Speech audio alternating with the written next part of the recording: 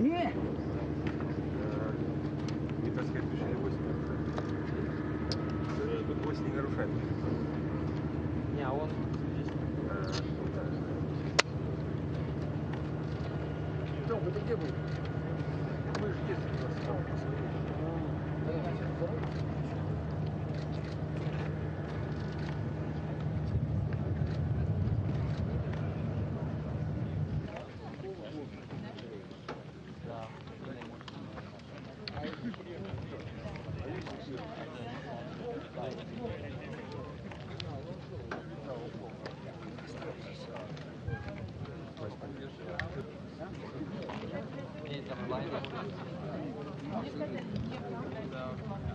А, да? Да.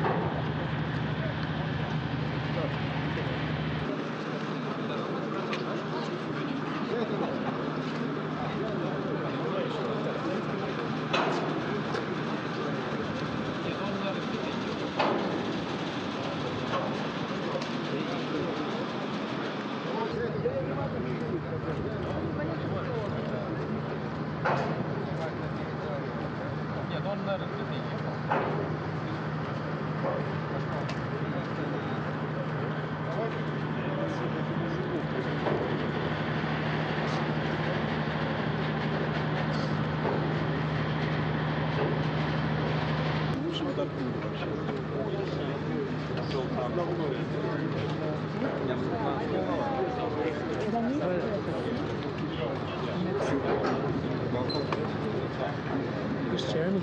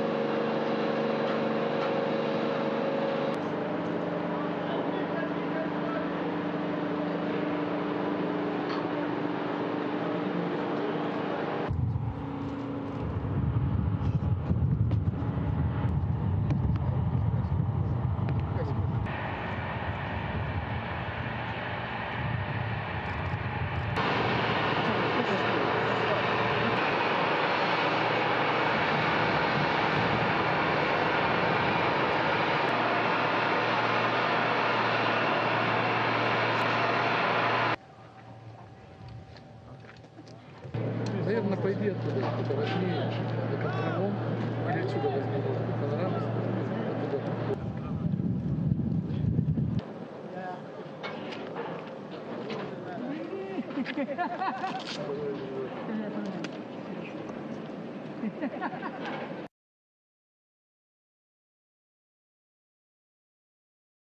Peggy Whitson, Chief of the Astronaut Office. Peggy, 12 years ago today, the Zvezda service module was launched from a launch pad several miles from where we're standing at this moment.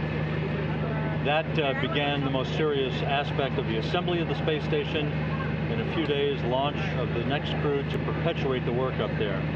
Your thoughts on how far we've come over the past 12 years from service module launch to the upcoming launch of Suni and Aki and Yuri? Well, it's actually huge, the number of accomplishments that have occurred over that time frame. Building the structure of the International Space Station is hard to even describe and understand, but you know, to have so many modules the sizes of school buses connected together on orbit, and truss assemblies longer than a football field, and solar arrays 239 feet each, and 4 pair. It's just an amazing feat that all of this has been constructed on orbit. And now that we have all these laboratories up there, we're continuing the next phase of exploration with scientific exploration, looking at various different physical and biological sciences on board the International Space Station. Suni and Aki, final days before launch. How are they doing? What's their level of preparation and their level of, shall we say, ready to get on with this flight? Oh, they're absolutely ready. They're very gung-ho. This crew is a very special crew, very outgoing and gregarious crew, and I think folks on the ground will have fun watching them in addition to them having fun on orbit. They've got a fantastically busy mission ahead of them. They are looking toward 9 visiting vehicles during the time that they're up on board the space station, which is really a lot of coming and going, and it's going to take a lot of choreography by the ground teams and the crews on orbit to make this all happen. And it'll be a very challenging and exciting time for them. Speaking of that in a little more specificity, in a 6-week period after docking, there are 9 visiting vehicle dockings, undockings, redockings, 2 spacewalks, all in that time frame. Almost unprecedented volume of activity. How are they going to handle all that? Well, it'll require a lot of choreography to get it all handled, and I think that our teams on the ground have a plan, and I know our crews are ready to implement on orbit. And Peggy, one final question. 2 months ago, we were back here for Joe Acaba's launch. 2 months later, another Soyuz vehicle behind you, ready to be hoisted vertically for launch on Sunday. An almost amazing piece of activity here in Baikonur as well. Yeah, it has been. I was here 2 weeks ago for a landing for Don Pettit and Andre Kuiper's landing. And so it's just been a lot of activity going on here in Kazakhstan, as well as all over the world in all the control centers that participate in the International Space Station. So it's an exciting time.